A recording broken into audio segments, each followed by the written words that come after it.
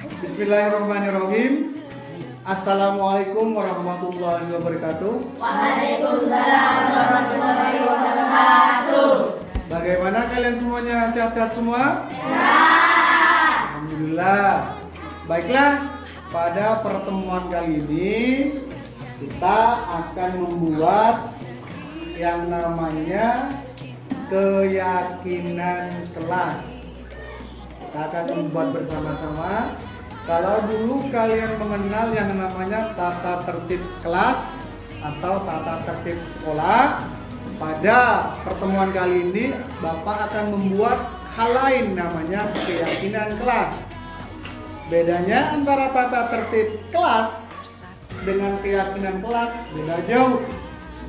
Kalau tata tertib kelas atau tata tertib sekolah itu yang membuat adalah pihak sekolah, guru kalian atau wali kelas kalian.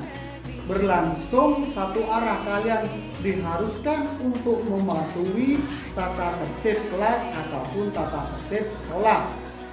Tapi kalau keyakinan kelas itu semuanya berasal dari kesepakatan kalian bersama. Kesepakatan antar kelas 6 berembuk bersama menentukan apa-apa keyakinan kelas yang perlu kalian laksanakan, perlu kalian patuhi bersama.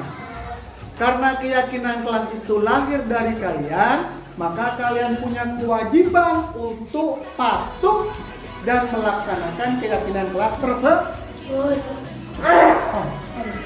Alhamdulillah. Jadi pada pertemuan kali ini kita berembuk bersama, kita curah pendapat bersama apa-apa di kelas kalian yang perlu disepakati tentang keyakinan kelasnya. Paham? Nah, mari kita mulai yang pertama. Kira-kira kesepakatan apa yang bisa kalian yakini yang harus kalian patuhi di kelas? Satu, tidak boleh terlambat. Berarti apa itu namanya? Disiplin.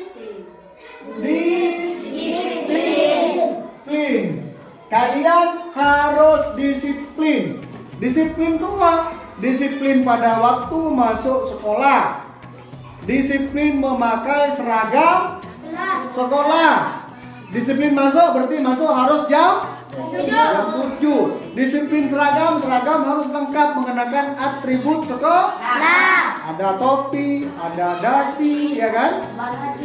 Ada yang belum di sini, bajunya dimasukkan ke dalam, pakai kaos kaki, pakai sepatu hitam, itu disiplin namanya. Jadi disiplin berarti keyakinan yang pertama, kalian harus disiplin. Jadi ini tidak boleh dilanggar. Yang kedua, ya apa lagi? Saling menghormati. Saling menghormati. Keyakinan kelas yang kedua, saling menghormati. Jadi antara kalian harus saling menghormati. Tak oleh atau tidak boleh saling mengejek. Terus berikutnya, Tidak membuli. tidak boleh membuli. 3, tidak boleh membuli. Apa bully? Bully. Yo, tak kau jangan rank tua. Apalagi bully? Ayo, apa bully? Bully. Bully. Menghina. Mengejek. Melecehkan. Jadi nama orang tuanya direndahkan. Ya, itu dibully. Pekerjaan orang tuanya direndahkan, diejek, dihina. Ada temannya yang karena hitam dipanggil si hitam. Karena tidak punya gigi dipanggil si ompong. Itu tidak boleh karena itu masuk kategori bully. Itu tidak boleh melecehkan, merendahkan. Terus berikutnya. Apalagi nomor 3, 4. Saling tolong. Saling menghargai sudah. Saling tolong. Tolong menolong. Jadi antara teman harus saling tolong. Misalnya salah satu teman tidak membawa bolpen, jika ada teman yang lain punya bolpen, maka diberi pinjaman bolpen, itu namanya saling tolong. Terus apa lagi? Disiplin sudah, saling menghormati sudah, tidak boleh membuli sudah, saling tolong menolong. Apa lagi? Bersikap sopan. Jadi kalian harus bersikap sopan. Kepada siapa saja kalian bersikap sopan? Guru. Kepada Orang tua. kepada orang tua. Jadi kalian harus sopan kepada semua orang yang lebih tua dari kalian. Dari kamu lebih tua harus kalian sopan. Terus apa lagi? Tidak boleh mukul.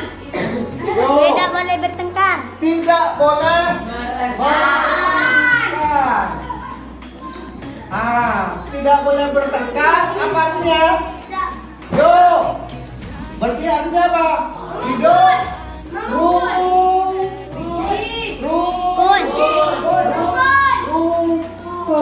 Kalian harus rukun. Tidak boleh bertengkar antar teman. Rukun namanya. Apa lagi? Yo. Disiplin juga, saling menghormati, tidak boleh membuli, saling tolong menolong, sopan, tidak boleh bertengkar. Apalagi yang terjadi di kelas misalnya? Membuang sampah. Berarti apa namanya? Menjaga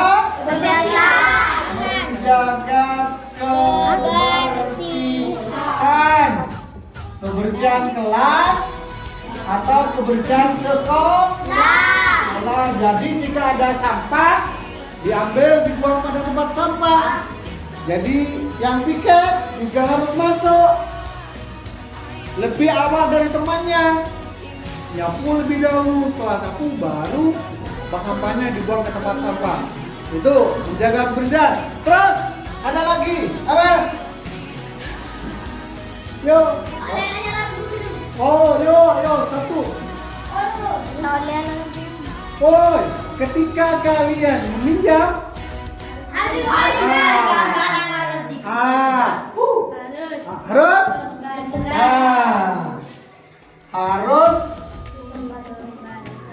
harus mengembalikan barang yang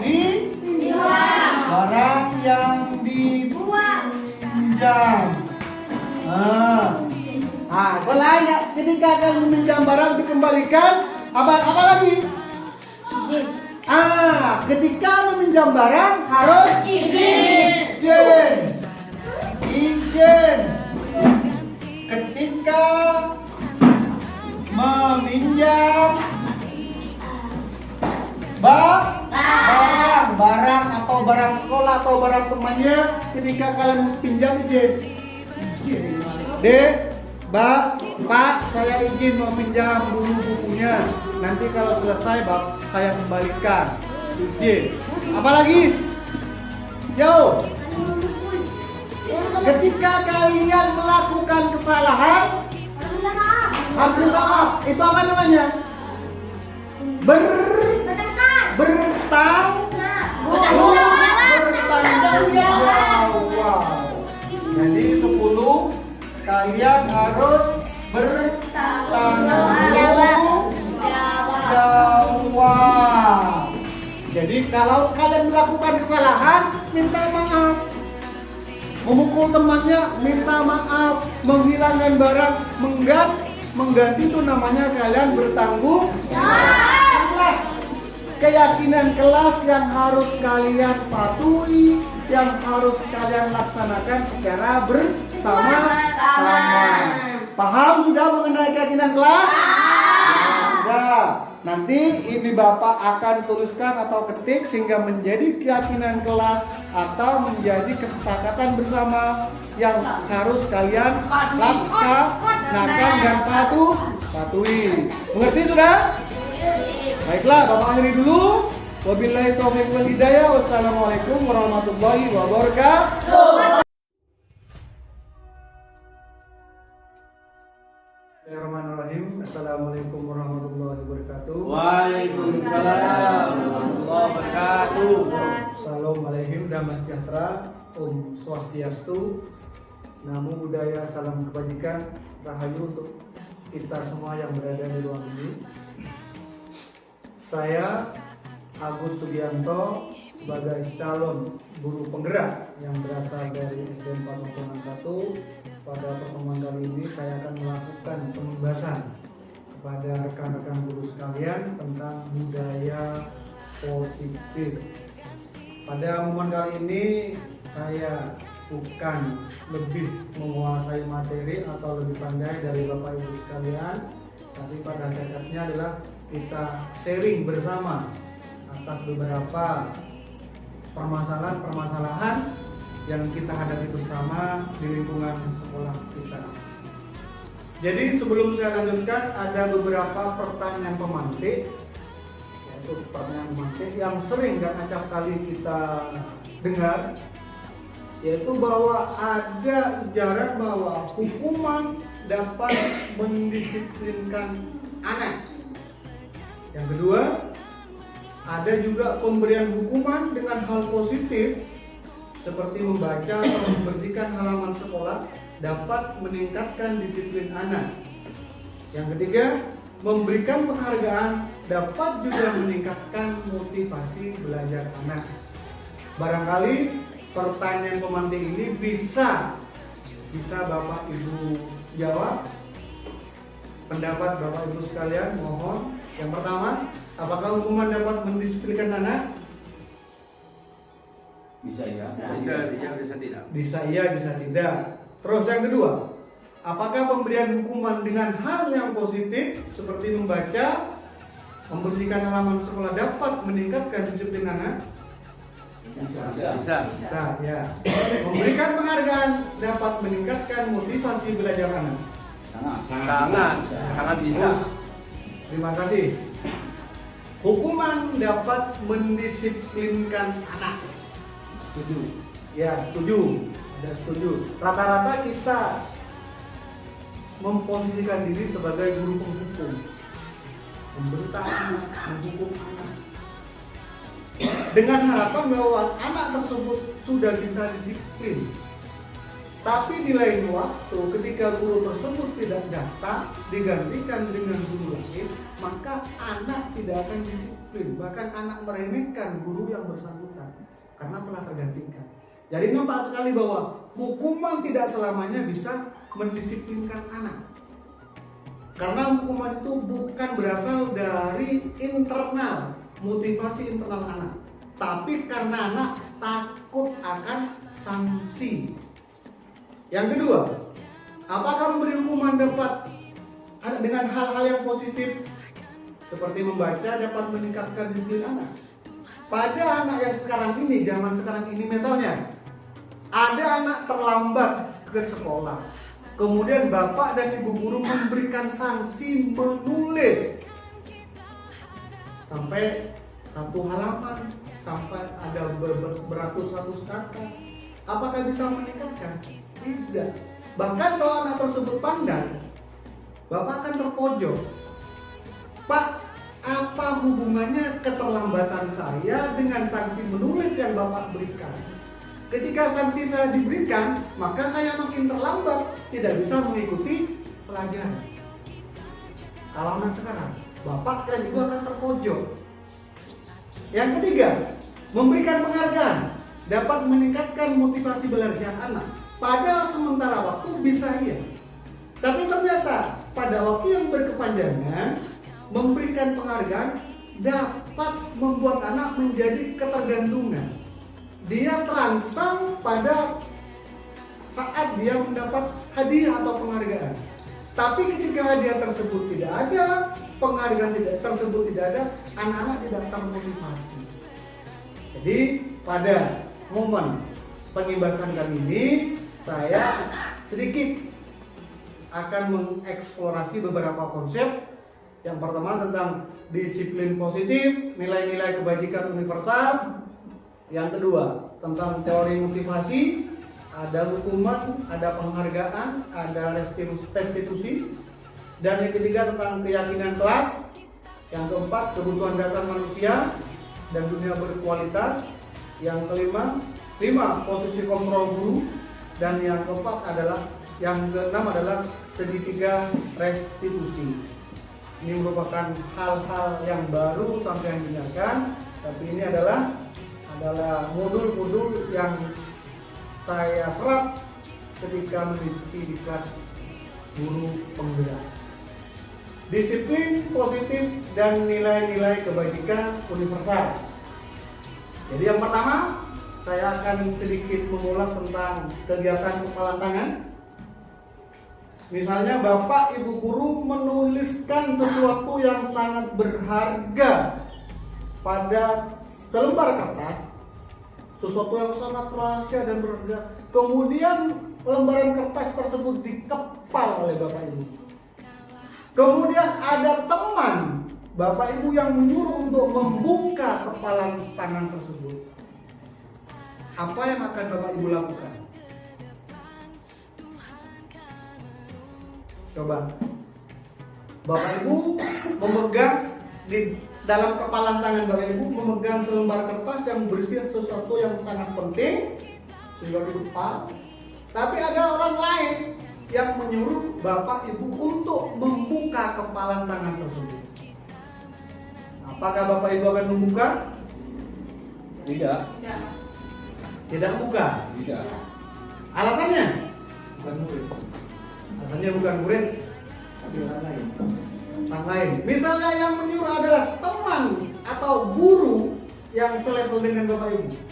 Guru A memegang kepalan tangannya karena ada satu rahasia. Disuruh buka, dibujuk, dirayu. Apakah kita akan membuka? Tidak. Jadi sebenarnya yang menjadi kontrol pada diri kita adalah diri kita sendiri. Yang mengontrol diri kita adalah diri kita sendiri. Ketika sudah kita punya keyakinan bahwa ini adalah sesuatu yang berkualitas berharga, bagaimanapun dibujuk tetap kepalan tangan tersebut tidak akan kita buka. Nampak bahwa di situ bahwa guru bisa mengontrol murid itu adalah sebuah ilusi. Jadi guru pada dasarnya tidak bisa mengontrol murid. Yang kedua, bahwa kritik pada seseorang akan membuat orang merasa bersalah, dapat menguatkan karakter. Itu juga keliru. Misalnya ada anak salah, kita kritik, apakah karakter anak itu semakin kuat? Tidak, malah sebaliknya. Jadi sebuah ilusi juga bahwa penguatan positif, efektif dan bermanfaat. Dan yang terakhir bahwa orang dewasa memiliki hak untuk memaksa. Ini juga ilusi. Jadi meskipun kita guru, kita tidak punya hak untuk memaksa murid, kecuali murid tersebut timbul dari ranah kesadarannya sendiri. Nah, disinilah kita kenal dengan yang namanya teori kontrol. Di teori kontrol ada stimulus respon, ada teori kontrol. Perbedaannya, stimulus respon, kita mengubah orang agar berpandangan seperti kita, sama, memaksa. Tapi pada teori kontrol tidak. Kita berusaha memahami pandangan orang lain tentang apa pendapatnya. Yang kedua, perilaku buruk dilihat sebagai suatu kesalahan ketika stimulus respon yang selama ini kita lakukan. Tapi pada teori kontrol, semua perilaku memiliki tujuan. Jadi ketika anak melakukan suatu perilaku yang kita anggap menyimpang, dia sebenarnya tidak menyimpang, tapi dia memiliki suatu tujuan yang perlu kita gali tujuan tersebut. Orang lain bisa mengontrol saya, tidak. Saya atau Anda atau sampean tidak bisa mengontrol orang lain. Pemaksaan ada pada saat bujukan gagal. Tidak juga.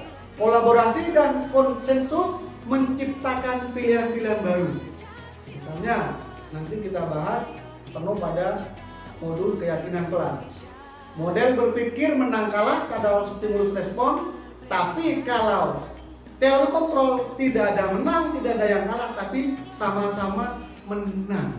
Jadi ketika seorang siswa kita berikan teori kontrol, dia tidak akan merasa kalah, tapi dia juga akan merasa menang dengan jalan keluar yang telah dia temukan sendiri.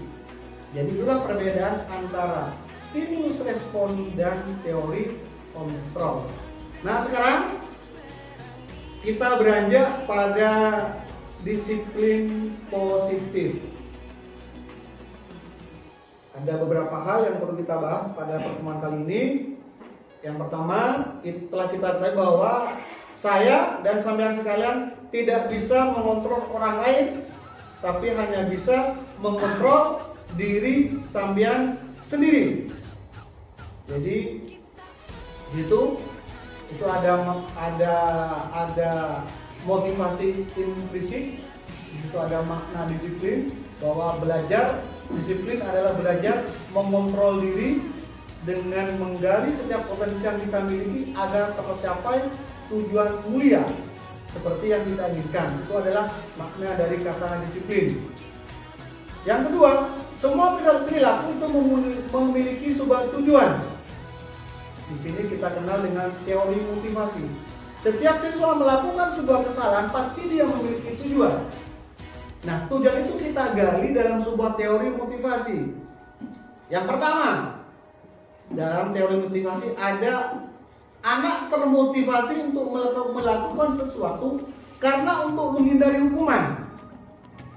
Jadi ketika terlambat misalnya dihukum push up, dihukum dijewer telinganya, maka anak akan tidak terlambat, tapi dia termotivasi karena melihat hukuman.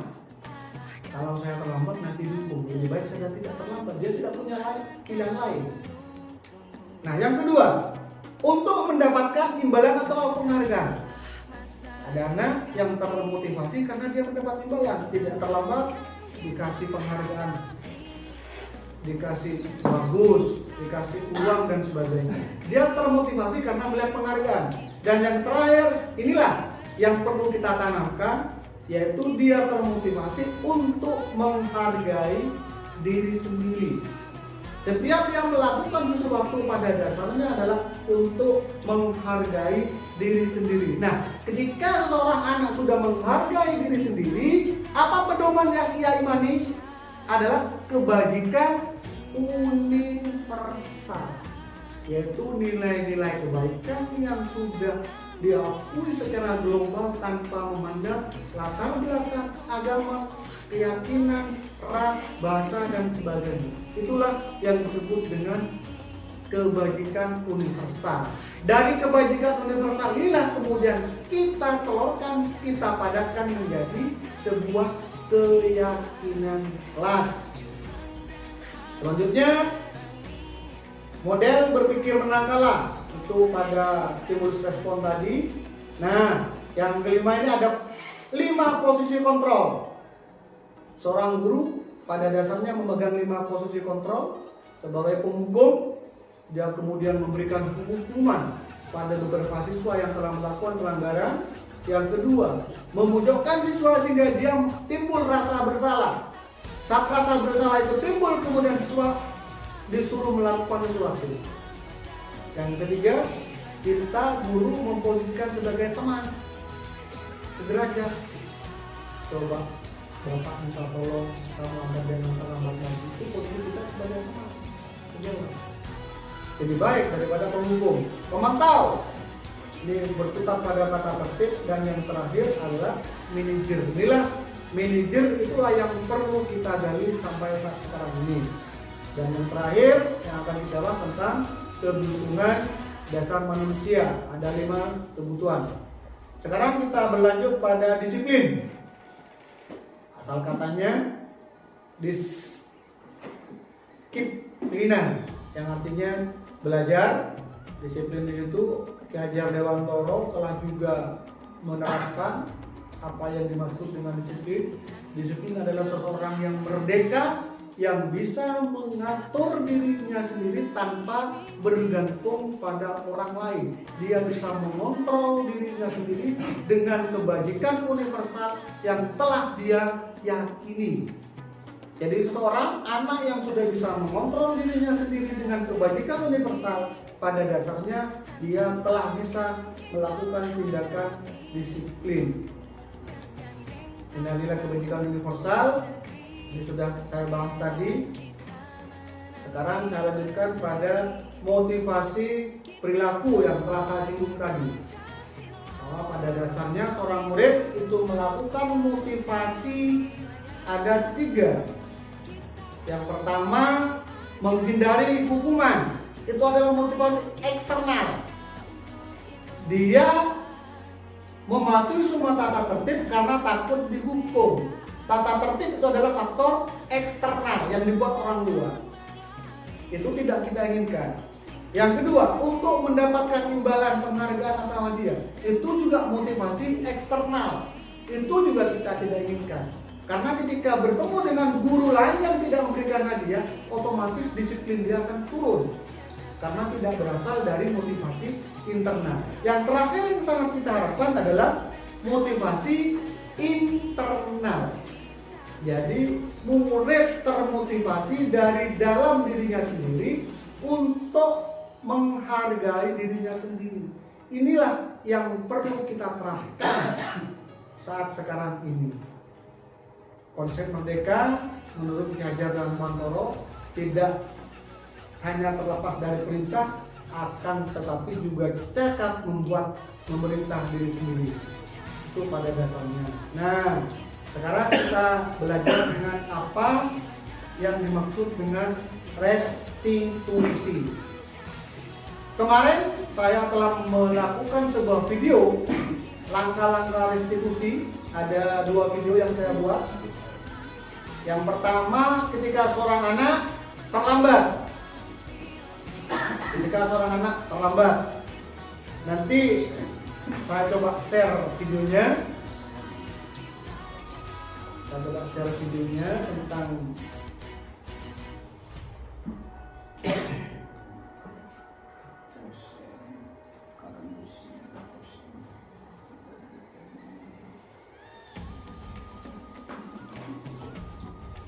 video yang kedua kemarin tentang seseorang anak yang membuli temannya. Nah, saya kemarin melakukan langkah-langkah restitusi. Apakah restitusi? Restitusi adalah proses menciptakan kondisi bagi anak untuk memperbaiki kesalahan yang telah mereka buat, sehingga kemudian mereka kembali pada kelompoknya murid tadi dengan karakter yang lebih kuat. Jadi restitusi itu juga merupakan proses kolaboratif.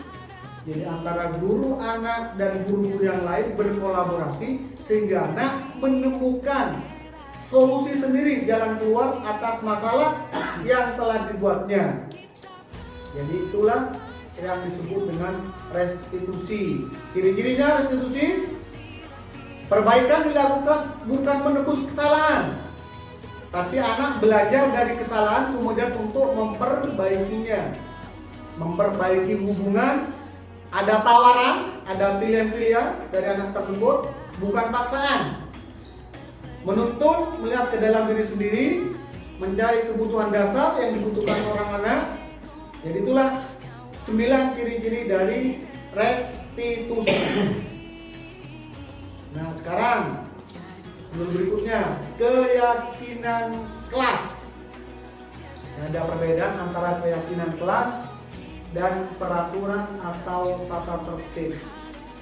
Jadi saya berikan contoh, ketika Bapak Ibu diharuskan memakai helm di jalan raya, itu adalah peraturan lalu lintas. Tapi ketika motivasi tidak timbul dari internal, ketika ada polisi saja Bapak Ibu yang memakai helm, tapi setelah tidak ada polisi Bapak Ibu dilanggar. Itu namanya tata tertib. Tapi ketika timbul dari motivasi internal, saya harus memakai helm karena untuk menjaga diri saya sendiri, melindungi diri saya sendiri. Itulah yang disebut dengan keyakinan. Jadi ada bedanya antara peraturan kelas dan keyakinan. Jadi keyakinan kelas dan peraturan. Kalau peraturan kelas hanya berlaku satu arah, guru atau kepala sekolah menentukan aturan yang harus dipenuhi oleh si anak. Tapi kalau keyakinan kelas, murid juga diajak urung rembuk.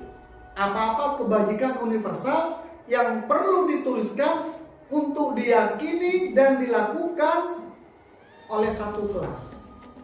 Misalnya, anak tidak boleh terlambat, Pak. Jadi keyakinan kelasnya adalah apa? Disiplin. Jadi kita semua di dalam kelas pertama disiplin. Jadi guru dan anaknya juga disiplin, sama-sama meyakini. Kalau anaknya disiplin, gurunya jangan sampai terlambat. Karena itu sudah keyakinan kelas, keyakinan antara seorang guru dan murid. Misalnya menghargai, menghormati. Banyak nilai-nilai keyakinan kelas yang bisa timbul dari si anak sendiri. Si guru cuma menjembatani kemudian dicatat sehingga menjadi keyakinan kelas. Itulah perbedaan. Nah di sini misalnya, ini kesepakatan kelas. Ada kesepakatan kelas antara yang hijau dan yang putih. Yang hijau datang tepat waktu mengucapkan salam. Ini kurang inovatif. Karena hanya mengikat satu arah saja. Tapi ketika yang putih, kami guru dan murid yang saling menyayangi. Jadi yang diikat bukan hanya anaknya, tapi si guru juga diikat.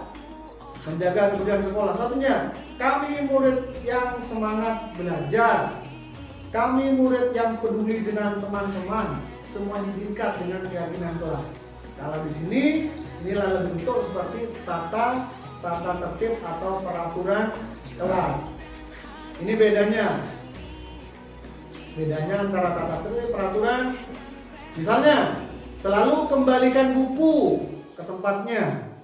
Itu aturan. Tapi kalau keyakinan kelas adalah bentuk tanggung jawab. Dilarang mengganggu orang lain. Keyakinan kelasnya apa? Menghormati orang lain. Hadir di sekolah 15 menit. Bisa berkomitmen, bisa berdisiplin. Jadi itulah perbedaan antara peraturan kelas dan keyakinan kelas. Nah, ini perbedaan ketika seseorang anak dihukum. Ketika seorang anak dihukum, ada pengaruh jangka panjang dan jangka pendeknya. Penghargaan menghukum, penghargaan mengurangi ketepatan, penghargaan tidak efektif, dan penghargaan bisa merusak hubungan.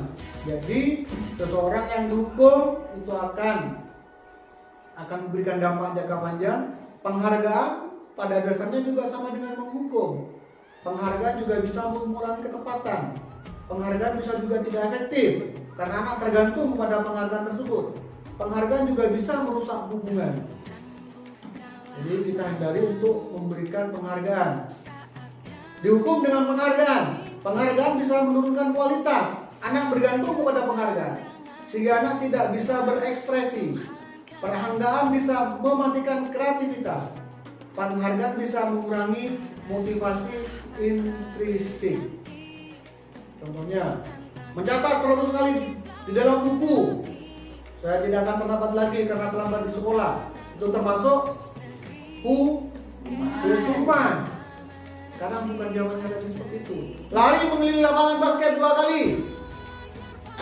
Hukuman. Murid diminta untuk push up karena tidak menggunakan masker di sekolah. Hukuman. Menggantikan kertas tugas teman yang telah dicoret-coret. Apa itu? Konsekuensi. Beda antara hukuman dan konsekuensi. Konsekuensi adalah dia harus menggantikan apa yang telah dia perbuat. Kuenya misalnya ditumpahkan, maka dia konsekuensinya harus mengganti. Itu bedanya antara hukuman dan konsekuensi. Jadi ini perbedaan hukuman dan konsekuensi. Kalau hukuman, jadi sesuatu menyakitkan yang harus terjadi. Kalau konsekuensi, sesuatu yang harus terjadi. Hukuman membuat anak sakit, baik fisik maupun hati dalam jangka waktu yang lama. Tapi konsekuensi membuat anak merasa tidak nyaman dalam waktu yang jangka pendek. Jadi itu beberapa perbedaan antara hukuman dan konsekuensi. Saya rasa Bapak Ibu sudah paham. Nah, ini ada beberapa posisi. Kalau kita melakukan hukuman termasuk pada identitas yang gagal. Apakah identitas sukses? Ketika kita melakukan konsekuensi ataupun restitusi. Jadi kalau hukuman itu adalah sesuatu yang gagal, bersifat negatif. Kalau konsekuensi netral, tapi kalau restitusi itu adalah positif. Nah, sekarang kita beralih pada kebutuhan dasar manusia. Ketika seorang anak melakukan sebuah kesalahan, pada dasarnya dia ingin memenuhi 5 kebutuhan dasarnya.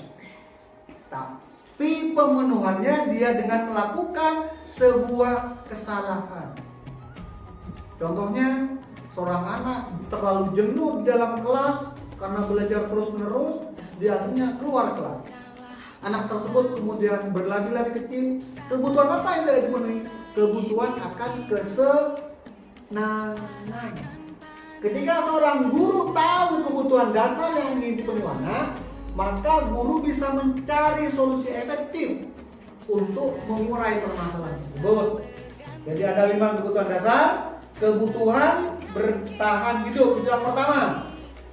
Yang kedua, kebutuhan kasih sayang dan rasa diterima. Jadi ketika seorang anak misalnya di dalam kelas manja sama bapak ibu gurunya, curhat ingin disayang, dia ingin memenuhi kebutuhan dasarnya. Karena di rumah dia tidak mendapatkan kasih sayang, makanya dia cetuskan di sekolah. Ada kebutuhan penguasaan, ada kebutuhan kesenangan, dan ada kebutuhan kebebasan. Ketika seorang anak terlalu dikekang di rumah, dia akan memenuhi kebutuhan akan kebebasan. Ketika di sekolah, dia menjadi anak yang buta karena dia merasa bebas, tidak ditekan oleh orang tuanya. Jadi sebagai seorang guru kita harus tahu 5 kebutuhan dasar anak agar kita bisa mengurai permasalahan yang dihadapi oleh seorang anak. 5 posisi kontrol. Di sini ada 5 posisi kontrol. 5 posisi kontrol dari seorang guru.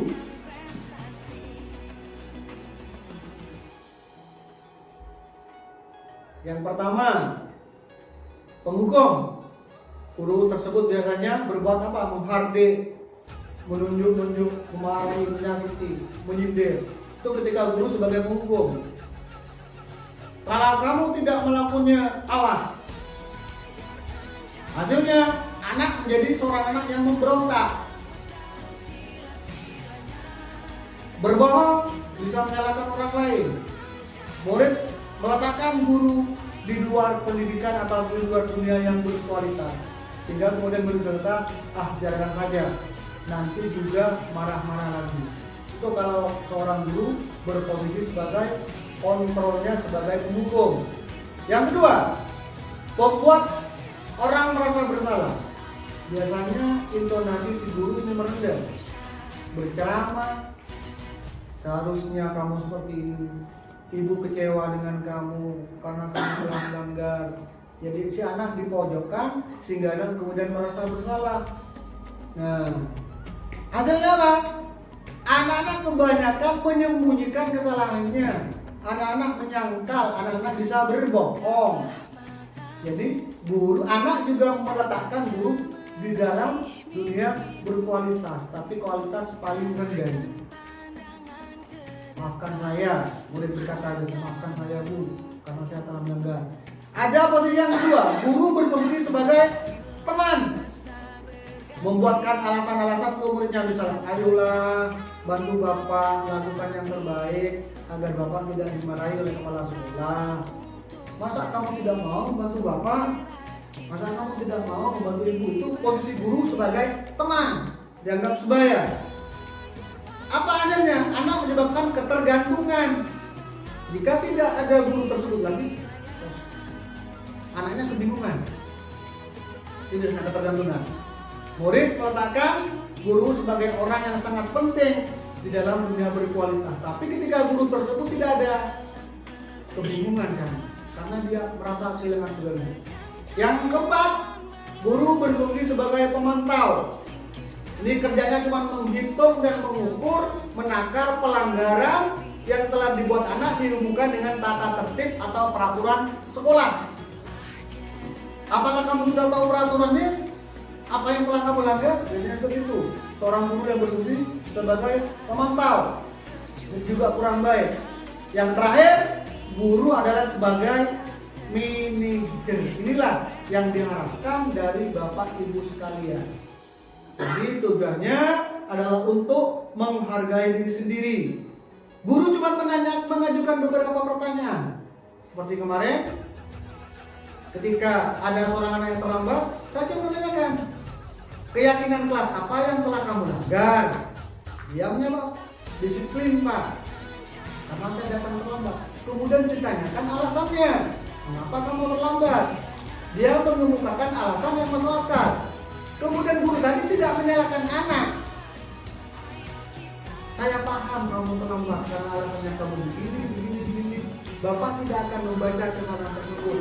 Tapi bagaimana cara kamu untuk memperbaiki keyakinan kelas yang telah kamu langgar. Jadi si anak disuruh mencari solusi sendiri. Oh ya Pak, saya akan bangun pagi. Oh ya Pak, saya akan menggunakan beker.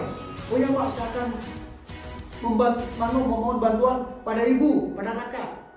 Jadi anak disuruh mencari solusi sendiri. Itu perbedaannya antara posisi sebagai penghukum, pembuat orang merasa bersalah, teman pemantau, dan manajer. Lanjutkan. Segitiga restitusi. Ini adalah konsep terakhir. Segitiga restitusi. Ketika kita memposisikan sebagai manajer, kita harus melakukan 3 langkah. Yang pertama, menstabilkan identitas. Yang kedua, memvalidasi kebutuhan. Kemudian yang ketiga, menanyakan keyakinan. Ketika seorang anak terlambat, kita tidak menyalahkan anak terlambat. Kita menstabilkan identitasnya. Seorang anak yang terlambat atau melanggar, pada dasarnya dia sudah menjadi seorang anak yang gagal. Gagal tersebut kita kemudian stabilkan sehingga dia kemudian tidak merasa gagal. Kita stabilkan di dalam. Saya tidak mempermasalahkan kamu terlambat. Saya paham kamu terlambat karena punya alasan-alasan tertentu. Jadi distabilkan di dalam. Setelah distabilkan, kemudian kita memvalidasi kebutuhan si anak. Kebutuhan apa kira-kira yang dibutuhkan oleh anak yang berhubungan dengan 5 kebutuhan dasar. Setelah kita memvalidasi, kemudian kita menghubungkan dengan keyakinan kelas yang telah dibuat oleh Bapak dan Ibu. Coba, keyakinan kelas apa yang telah kamu langgar? Si anak pasti menjawab, oh ya Pak, saya tidak disiplin.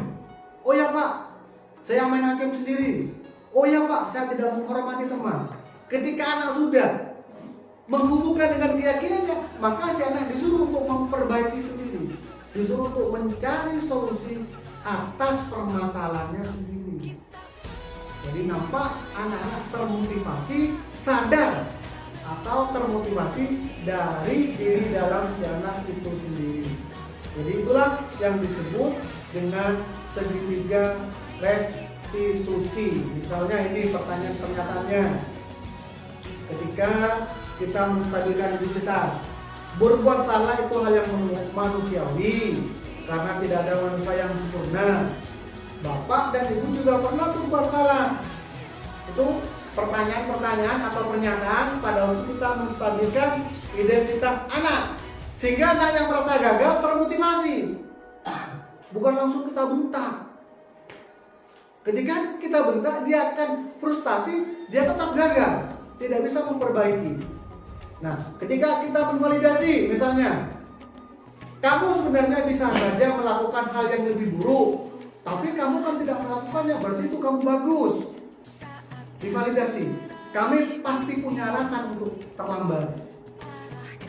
Tuh, contoh pernyataan-pernyataan validasi. Dan yang terakhir, nah, apa nilai keyakinan kelas di sekolah kita yang telah kamu langgar dan perlu kamu perbaiki. Jadi sana bisa mencari atas keyakinan kelas yang telah dia langgar sendiri.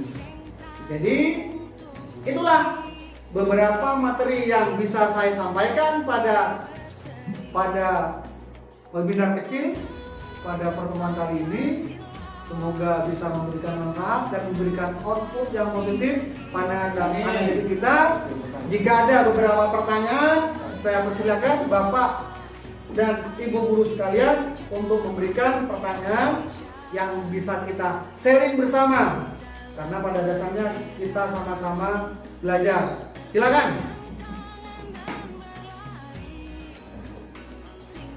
Saya Pak, betul Pak. Silakan Pak Saleh. Terima kasih atas waktu yang diberikan terkait dengan penjelasan yang telah disampaikan tadi oleh Bapak. Ternyata beberapa tindakan guru kepada anak itu bisa bernuansa macam-macam. Ada dua tindakan yang saya ingin lebih mendalam lagi, yaitu tindakan tadi ada tindakan guru yang sebagai teman, di mana guru itu caranya sangat akrab sekali dengan seorang murid untuk memberikan sebenarnya hukuman, tapi dianggap itu sebagai teman, sehingga cara untuk memberikan motivasi itu adalah lain dengan tindakan yang bentuknya dihukum. Nah, ternyata dari dua hal ini ada sisi kelemahan dan ada sisi kebaikan, atau ada yang positif, ada yang negatif. Kemudian yang saya tanyakan Pak terkait dengan dua hal itu, yang pertama memberikan hukuman langsung, yang kedua memberikan hukum maksudnya tapi dianggap sebagai teman. Nah, mana lebih menonjol kalau kita akan menggunakan dua sisi itu yang pas dalam pembelajaran kali ini. Terima kasih. Baiklah, antara posisi sebagai teman dan satunya sebagai penghukum. Ini dua posisi yang sebenarnya kontradiksi. Jadi ketika guru memposisikan sebagai penghukum, maka otomatis anak itu merasa menjadi sosok pribadi yang telah gagal, yang pertama. Kemudian bisa-bisa saja si anak dalam jangka panjang, jika hukumannya berbentuk hukuman fisik, itu paling sementara dampaknya. Misalnya cuma lebam ketika dijewer, dipukul benar. Tapi ketika hukumannya bisa mental atau psikis, itu anak misalnya mengalami tekanan mental dan tekanan batin yang sangat luar biasa dan butuh waktu yang berkepanjangan untuk pemulihannya. Ketika seorang anak dihukum, eksesnya jangka panjang, yang pertama. Yang kedua, si anak bisa saja akan benci kepada guru tersebut.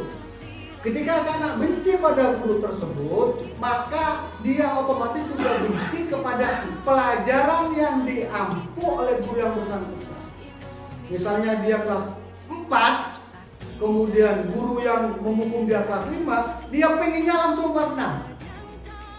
Karena dia sudah benci pada guru yang menghukum. Itu dampaknya pada didikannya. Nah, yang kedua, ketika kita memposisikan kepada seorang teman, itu ada plus-minusnya juga. Kadang-kadang anak memang nurut, manut, tapi akibatnya ketika guru tersebut tidak masuk, maka si anak akan kembali pada posisi semula, karena dia hanya nurut dan manut kepada guru yang dianggap sebagai teman.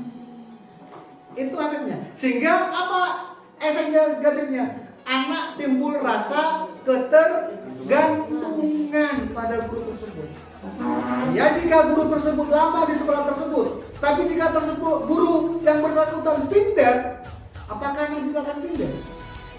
Ketika guru yang sudah dianggap teman itu pindah, maka motivasi belajar anak biasanya akan juga turun, karena dia sudah hilang teman kepercayaannya. Jadi itulah efek-efek yang kurang baik, meskipun ada sisi positif, tapi ada sisi negatifnya dalam jangka panjang. Jadi yang ideal memang kita memposisikan diri sebagai sosok manajer. Karena ketika manajer kita bisa merestitusi anak sehingga anak tidak merasa gagal, kita stabilkan, kita validasi, dan anak mencari jalan keluar sendiri. Ketika anak sudah bisa mencari jalan keluar sendiri, maka dia tidak tergantung pada guru lagi. Siapapun gurunya, dia akan tetap bisa mencari jalan keluar atas permasalahannya. Itu yang diharapkan. Kemudian dia akan menjadi sosok pribadi yang tangguh. Demikian mungkin Bapak. Ya, terima kasih Pak. Saya rasa kalau tidak ada pertanyaan, saya cukupkan dulu sampai di sini. Kurang lebihnya saya mohon maaf. Wabillahi taufiq wal hidayah. Wassalamualaikum warahmatullahi wabarakatuh. Waalaikumsalam warahmatullahi wabarakatuh.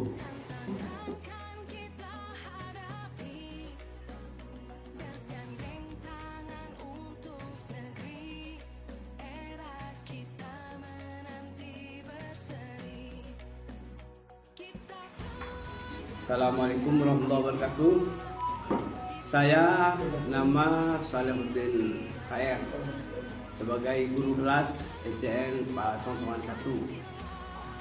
Terkait dengan apa yang telah disampaikan barusan dalam pengimbasan penerapan budaya positif di sekolah SDN Pak Songsoan 1 ini yang disampaikan oleh Bapak Agus Sugianto SPD, saya merasa yang pertama merasa sangat bahagia, merasa sangat bangga dan berterima kasih yang setinggi-tingginya, karena dalam penyampaian ini adalah masuk kepada ranah sebagai pendidik, di mana pendidik itu adalah erat kaitannya dengan hal-hal yang dilakukan oleh para anak didik, oleh anak didik kami, di mana di setiap saat, setiap waktu anak didik kami itu pasti ada banyaknya pelanggaran-pelanggaran yang dilakukan oleh mereka.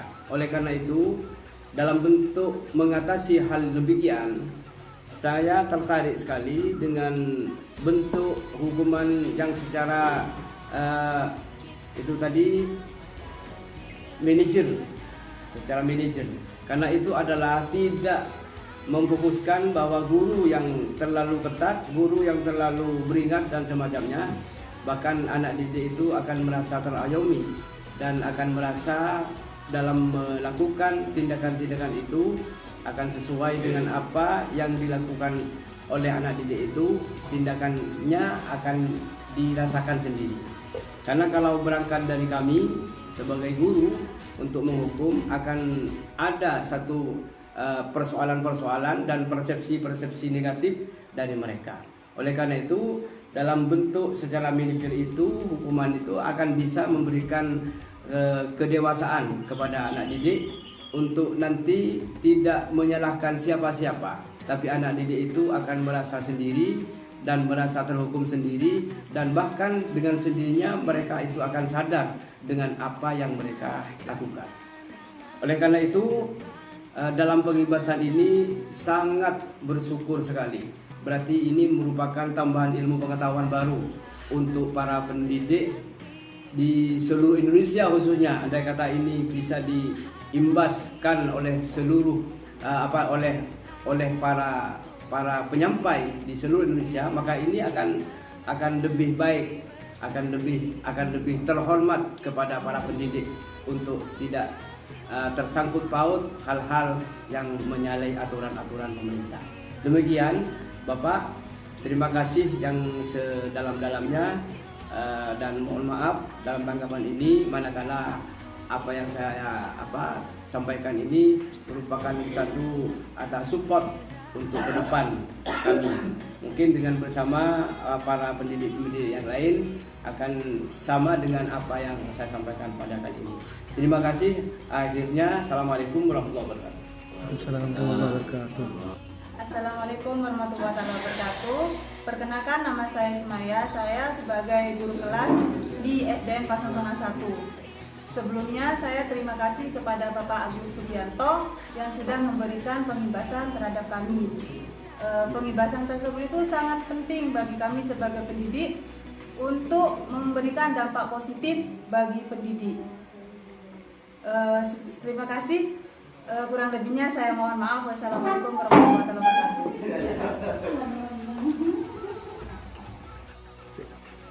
Assalamualaikum warahmatullahi wabarakatuh.